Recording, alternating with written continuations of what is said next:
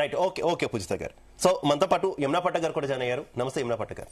యమునా పట్ట గారు, ఫస్ట్ నుంచి రెస్పాండ్ అవుతున్నారు, ఈ విషయంలో మీ ఒపీనియన్ చెప్తూనే ఉన్నారు, కానీ ఈ వివాదం మాత్రం పెరుగుతుంది తప్పితే ఎక్కడ కూడా ఫుల్ స్టాప్ పడనటువంటి అంశం. నిన్న మనం మాట్లాడుకున్నాం ఆల్రెడీ, శివాజీ ఆయన మీడియా ముందుకు వచ్చి స్టేట్మెంట్ కమిట్ అయ్యి ఉన్నానని చెప్పిన తర్వాత మరికొంతమంది హీరోయిన్స్ కావచ్చు, ఇతరులు కావచ్చు, ఆయన మీద మండిపడినటువంటి పరిస్థితి.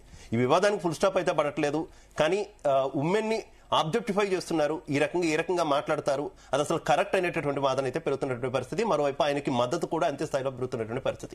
మీ వ్యూ ఏంటి, ఏం చెప్తారు? నమస్తే అండి, మరి మన ప్యానలిస్ట్ అందరూ కూడా నమస్తే. ఇక్కడ మనకు అసలు అర్థం కాని ఏంటంటే, అసలు ఇంతటి సోషల్ ప్లాట్ఫామ్స్ మీద ఆడవాళ్ల గురించి మాట్లాడుకునే పరిస్థితి ఎందుకు వస్తుంది? సో ఇక్కడ ఏంటంటే, ఇందాక నేను ఇప్పటి వరకు వింటూ ఉన్నాను అనమాట. సో ఇక్కడ హూ ఆర్ వీ టు, మనం ఎవరమి అసలు జడ్జి చేయడానికి? ఒకటి, మనం జడ్జి చేస్తున్నామంటే ఆ జడ్జి చేసే వ్యక్తికి ఉండే అర్హత ఏమిటి అనేది. ఇందాక అన్నట్టుగా వారు వస్తున్నది ఒక సినీ పరిశ్రమ నుంచి. పరిశ్రమలు ఎలా ఉంటుందో వారికి తెలిసి, ఇందాక నిన్న నేను క్లియర్ గా చెప్పాను మీకు అదే విషయాల మీద. ఒకప్పుడు సినిమా సినిమా ఆడవాళ్ళు డ్రెస్సింగ్ ఎలా ఉండే దాని మీద మనం అందరికీ తెలుసు. సో కాలక్రమేణా 70s నుంచి 80s ట్రాన్సిషన్ మీరు చూస్తే 80s నుంచి ఒక ట్రాన్సిషన్, డిఫరెంట్ ట్రాన్సిషన్ స్టార్ట్ అయింది ఇండస్ట్రీలో. ఒకప్పుడు ఒక సినిమా ఆడాలి అంటే ఒక పాట పెట్టేవాళ్ళు, ఆ పాటలో ఒక మహిళని చూపించేవాళ్ళు. నాకు తెలిసి కొన్ని సినిమాలు కేవలం ఆ పాటలు చూడడానికే హిట్ అయిన సినిమాలు కూడా ఉన్నాయి, if I'm not wrong. So అలా నుంచి స్లోగా అక్కడ నుంచి క్యారెక్టర్స్ పూరా హీరోయిన్స్ మీద వెళ్ళి, హీరోయిన్స్ నే అసలు అదంతా ఎందుకు హీరోయిన్ ఎక్స్పోజ్ చేసేస్తే అయిపోతుంది కదా అని అలా ఒక ట్రెండ్ స్టార్ట్ అయింది. ఈ ట్రెండ్ ఇప్పటి నుంచి స్టార్ట్ అవ్వాల, మీరు నేను చిన్నగా ఉన్నప్పటి నుంచి స్టార్ట్ అయింది. అంటే 80s, 90s, 2000, ఇప్పుడు మనం 2025లో ఉన్నాం. ఈ ఇంత ట్రాన్సిషన్ లో ఒకప్పుడు ఒక మోస్తారుగా జరిగింది. నేను ఒక ప్రాజెక్ట్ చేశాను కాబట్టి చెప్తున్నా దీని మీద నేను. సో ఆ ట్రాన్సిషన్ అంతా జరుగుతోందంటే ఇప్పటివరకు ఎందుకు ఎవరు మాట్లాడట్లేదు? ఇప్పుడు వారు ఒక సమస్యని లేవనెత్తారు. నిన్న కూడా మీతో నేను చెప్పినట్టుగా ఒక సైకలాజికల్ పాయింట్ ఆఫ్ వ్యూలో మనం ఏది చూస్తామో దానికి ఎక్కువ కూడా ప్రభావితం అవుతాం. ఈ రోజు సోషల్ ప్లాట్ఫామ్స్ మీద అసభ్యకరంగా బట్టలు వేసుకుంటే అది అబ్జెక్షనబులే. ఇందాక చట్టాల గురించి మనం మాట్లాడుతున్నాం, నిన్న కూడా మాట్లాడాం మనం. ఇప్పుడు ఇది నిన్న కూడా అన్నాం, మన ఈ స్టూడియో దాటి బయట వెళ్తే అమ్మాయిలు ఎలా ఉన్నారనేది మనకి నిజంగా మామూలుగా డీసెంట్ గా, ఈవెన్ వెస్టర్న్ వేర్ కూడా, వెస్టర్న్ డ్రెస్సెస్ లో కూడా అద్భుతంగా ఉండే డ్రెస్సెస్ ఉన్నాయి. బట్ ఎప్పుడు సమాజం వేలెత్తి చూపుతుంది. మీరు సమాజానికి వేలెత్తి చూపించే అవకాశం ఎప్పుడు ఇస్తారంటే, మీరు ఒక పరిధి, ఒక సోషల్ నార్మ్స్ దాటితే, ఒక యాక్సెప్టబుల్ సోషల్ నార్మ్స్ దాటితే people will point at you. So ఈయన ఏంటంటే బీయింగ్ ఇన్ టు ఇండస్ట్రీ, ఆయన ఒక పబ్లిక్ ప్లాట్ఫామ్ మీద మాట్లాడడమే, అదే ఎవరో మాట్లాడుతుంటే అంత పెద్ద. So being in to social influencers గా వీళ్ళందరూ ఉంటారు కాబట్టి వారు ఒక ప్రస్తావన చేసిందని కాబట్టి ఒక అబ్జెక్షనబుల్ పదజాలం వాడారు, అది తప్పని అంటాను. కానీ ఈ రోజు వారు ఆ ఇండస్ట్రీ అక్కడ ఏంటంటే ఇది ఒక చాలా మోడెస్ట్ స్టేట్మెంట్, ఎందుకంటే వారు ఉన్న ఇండస్ట్రీలోనే ఈ ట్రాన్సిషన్ జరిగింది. మరీ ముఖ్యంగా ఈ రోజు ఆడపిల్లలకు కూడా, ఒకప్పుడు సాంప్రదాయంగా లేకపోతే మరీ అంత విచ్చలవిడిగా ఎప్పుడు ఆడపిల్లలు ఎప్పుడు లేరు. సో ఈ రోజు అలా వస్తున్నారు అంటే దానికి కారణం ఏంటి? What is the contributing factors అంటాం. ఈ కాంట్రిబ్యూటింగ్ ఫ్యాక్టర్స్ గురించి మనం ప్రస్తావించాలి. ఆడవాళ్ళైనా మగపిల్లలైనా, మొన్న నిధి అగర్వాల్ కావచ్చు, లేకపోతే సమంత కావచ్చు, వాళ్ళ మీద మగపిల్లలు ఎలా పడిపోయారండి? అంటే ఇక్కడ ఏంటి యాటిట్యూడ్, అంటే అలా వెళ్తే పడిపోవాలా? అది తప్పే కదా. సో ఇక్కడ ఏంటంటే ఈ రోజు ఈ మారల్ పాలసింగ్ ఎవరు చేయాలి? ఈ కరెక్షన్స్ ఎవరు చేయాలి? కుటుంబ క్షేత్రంలో జరగాల్సిన అవసరం ఉంది, విద్యా సంస్థలు జరగాల్సిన అవసరం ఉంది. ప్రభుత్వాలు ఏం చేస్తాయంటే సోషల్లీ ఇలాంటి ప్లాట్ఫామ్స్ మీద విచ్చలవిడిగా వీళ్ళు ఉండి ప్రవర్తిస్తుంటే నేను దాన్ని ఖండం చేశా. మగపిల్లలు వచ్చి పడుతున్నారంటే ఎందుకు పడుతున్నారు వాళ్ళు? ఎవరు ఆపాలి? అలా చేస్తే తప్పు అని ఎవరు చెప్పగలగాలి?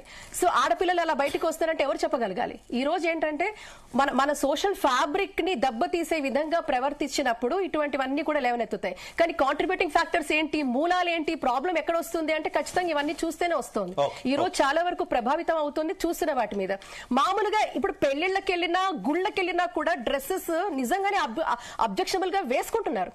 పూర్తిగా కప్పేసుకోమని ఎవరు చెప్పట్లేదు, కానీ బేసిక్ డీసెంట్ డ్రెస్సింగ్ అనేది వి ఎక్స్పెక్ట్ దట్. సో ఇటువంటివన్నీ జరుగుతుంది. శ్రవణ్ గారు ఏం చెప్తారు ప్రధానంగా? ఒక నిమిషం, నా క్వశ్చన్ కంప్లీట్ చేయనివ్వండి.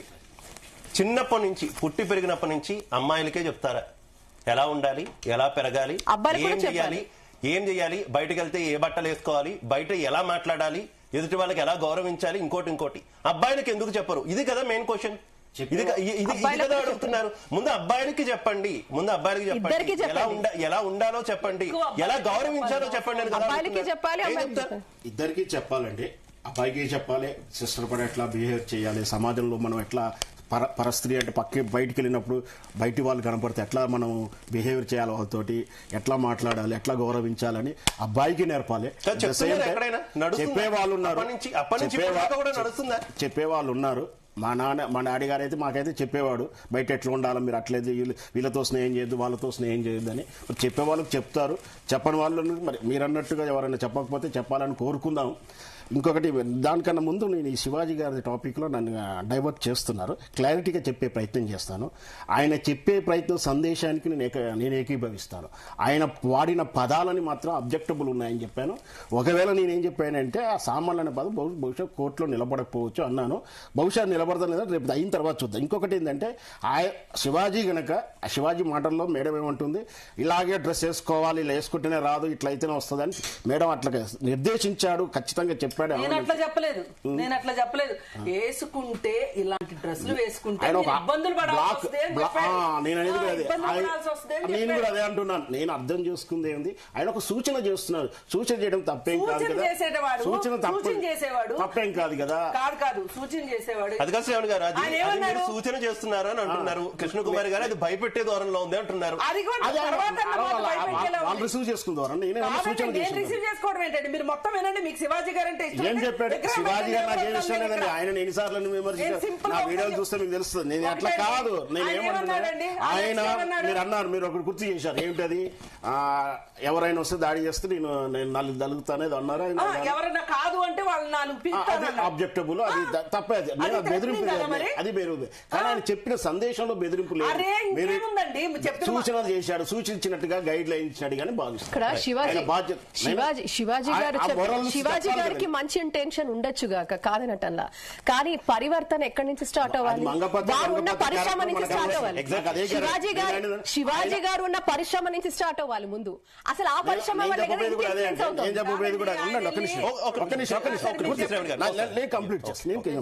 నేనేమంటున్నా అంటే ఆయన ఒక్కటే కాదు, చాలా ఉన్నాయి. ఆయన మాట్లాడే కాదు, వచ్చే సినిమాలో వచ్చే సన్నివేశం అండి, లిప్ టు లిక్ కిస్ లో నాకు ఈ చీకి బండ నేను చెప్పడానికి కారంగా ఉంది. నాకు ఆ పాటలు వస్తాయని డబుల్ మీనింగ్ వస్తున్నాయి, వాటిని ఎందుకు ప్రివెంట్ చేస్తలేరు? వాటిని కూడా అబ్జెక్ట్ చేయండి.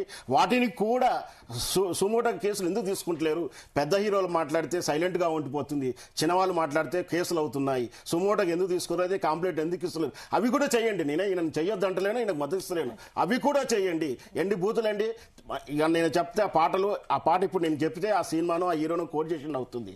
ఎన్ని బూతు పదార్థాలు, ఎన్ని ఇండైరెక్ట్ గా వచ్చే కొన్ని సాహిత్యపరంగా వచ్చే పదాలు, కొన్ని అయితే డైరెక్ట్ పదాలతో వచ్చాయి కొన్ని సన్నివేశాలు, కొన్ని మూతులు నాకు సన్నివేశాలు, చేతులుగా ఇవన్నీ. వీటి ఎందుకు సెన్సార్ బోర్డు ఉన్నా కూడా సెన్సార్ బోర్డు సభ్యులంతా కూడా బయట రాజకీయాలు చేసి ఫైరవులు చేసి ఇంకా వాళ్ళని అంటే బాగోదు. కానీ పదవులు పొందుతూ వాళ్ళు సినిమాలు కూడా చూడరండి. 5 స్టార్ హోటల్లో సంతకాలు పెడుతుంటారు సినిమా చూడకుండా. వాళ్ళు అట్లాంటి అసలు ప్రివెంట్ చేయాల్సినట్టు సెన్సార్ బోర్డులో అంతా రాజకీయ నాయకులు వచ్చి కూర్చుంటున్నారు. ఇట్లా బాధ్యత గల ఎవరిని పెడతారండి?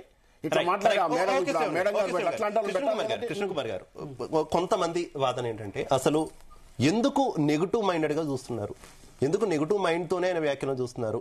ఆయన స్త్రీని ప్రకృతితో సంబోధించారు, అదే స్టేట్మెంట్ ఇస్తున్న టైంలో అది మాట్లాడుతున్నప్పుడే ప్రకృతితో సమానం అన్నారు, అమ్మ అంటూ సంబోధించారు, తల్లి ప్రకృతి ఒకటే అంటూ కూడా మాట్లాడారు. ఇవన్నీ వదిలేశారు. ఆయన మాట్లాడినటువంటి పొరపాటును మాట్లాడారు, ఇంటెన్షనల్ గా మాట్లాడారు, 2 పదాలను మాత్రమే పట్టుకుని ఇంత రాద్ధాంతం చేస్తున్నారని కొంతమంది క్వశ్చన్ చేస్తున్నటువంటి పరిస్థితి. పాజిటివ్ తీసుకోకుండా నెగిటివ్ మైండెడ్ లో ఎందుకుంటున్నారు అంటున్నారు. ఏం చెప్తారు? అసలు కాదండి, అందులో పాజిటివే లేదండి. ఎందుకంటున్నానంటే నాకేం శివాజీ తోటి గట్ల పంచాయతీ లేదు, మేమేమి ఆస్తుల పంచాయతీ లేదు. ఆయన అర్ధ సత్యాలతో మాట్లాడారు, అది నా అబ్జెక్షన్. ఆయన ఏమన్నారు, ఇలాంటి బట్టలు వేసుకొని వస్తే మీరే ఇబ్బందులు పాలవుతారు అన్నారు. సరే, ఇబ్బందులు పాలవుతారు అని చెప్పారు, హెచ్చరించారు, బాగుంది. కానీ అసలు ఆయన ఆలోచించవలసింది ఏంటి?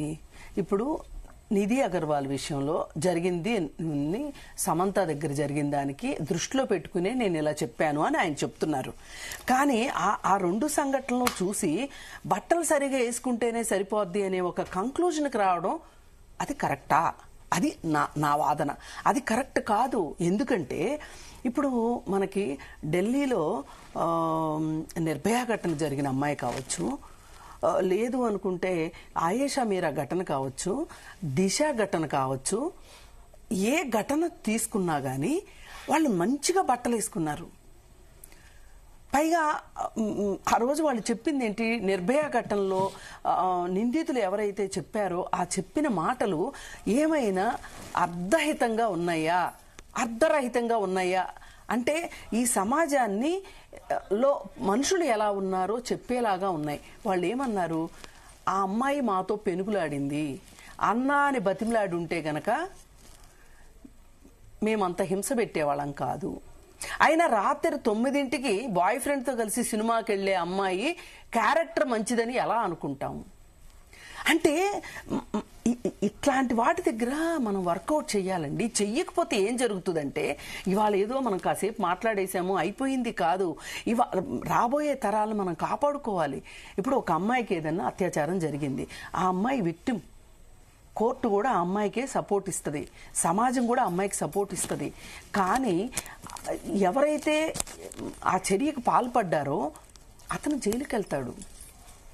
అతను జైలుకి వెళితే అతని కేసుని ఎదుర్కొనే క్రమంలో కడుపు తీపితోటి తల్లిదండ్రులు ఎంత బాధపడతారు.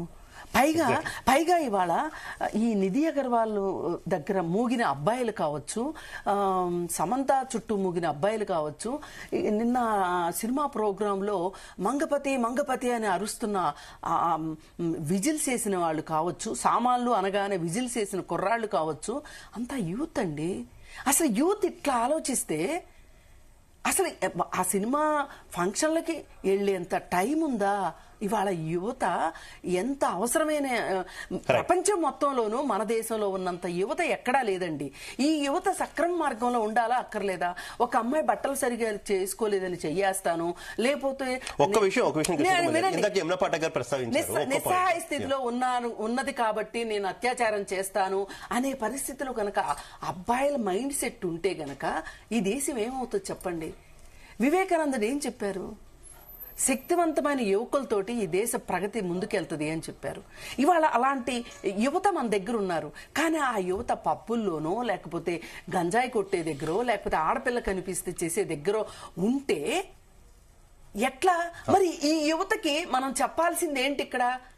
అమ్మ, మీరు బట్టలు సరిగా వేసుకోకపోతే మీరు ఇబ్బందులు పాలవుతారు అంటే వాళ్ళని ఆ చర్య చేసే వాళ్ళని సమర్థించినట్లుందా?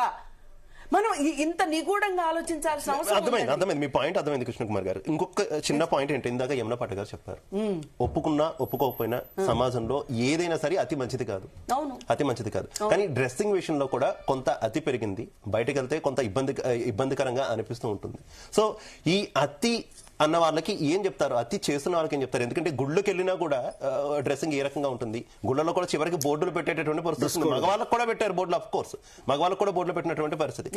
మగవాళ్ళకి ధోతి, లాల్చి కుర్చా, పైజామా డ్రెస్సింగ్ సంబంధించి పద్ధతిగా రావాలి, ఆ విషయంలో ఏం చెప్తారు? అది అంగీకరిస్తారా? పోనీ కొంత పెరుగుతుంది, తీవ్రత పెరుగుతుంది అంటే మోతాదుకు స్థాయికి మించుతుంది అనేది ఒప్పుకుంటారా? టెంపుల్ కండిషన్ కూడా ఈ తెలుగు స్టేట్ లోనే ఉంది, మన తమిళనాడు పోతే కొంచెం కనపడుతుంది, కానీ నార్త్ పోతే అంత కండిషన్స్ ఏమి లేవు. మనం ఎట్లయినా ఏడుస్తూనే వెళ్ళొచ్చు. Right, please continue. అంటే ఇక్కడ మనం ఆలోచించాల్సింది ఏంటంటే, మన దగ్గర అబ్సినిటీ, అభ్యంతరకరమైన బట్టలు, న్యూడిటీ అంటే అసలు బట్టలు వేసుకోకుండా ఉండే వాళ్ళకి సంబంధించి చట్టం ఉంది ఆల్రెడీ. అయితే ఇప్పుడు ఈ ఒక అమ్మాయి, రోడ్డు మీద వెళ్ళే అమ్మాయి వేసుకున్న డ్రెస్సు ఈ చట్టానికి దగ్గరగా ఉందా అని ఎవరు చూడాలి, ఎవరు చెప్పాలి? ఇది ఇంత మైక్రో మేనేజ్మెంట్ జరిగే అవకాశం ఉంటుందా? అందుకని ఎవరికి వాళ్ళు స్వీయ నియంత్రణ పాటించాల్సిన అవసరం ఉంది. అమ్మాయిలైనా బట్టలు సరిగా వేసుకోవాలి. నేనే వేసుకోక్కర్లేదని, మై బాడీ మై రైట్ అనేది ఎక్కడొస్తుంది అంటే, ఇందాక ఆ మేడం చెప్పారు 30 సెకండ్స్ చూస్తే ఆమెకు అభ్యంతరం అయితే గనక అది అబ్జెక్షనబుల్లే, అది చట్టం రీత్యా. అలాగే మ్యారిటల్ రేప్ అనేది కూడా ఇంకొకటి ఉంది. అక్కడ నీ సొంత భార్య అయినప్పటికీ కూడా నీకు కొన్ని పరిమితులు ఉన్నాయి అని చట్టాలు చెప్తున్నాయి.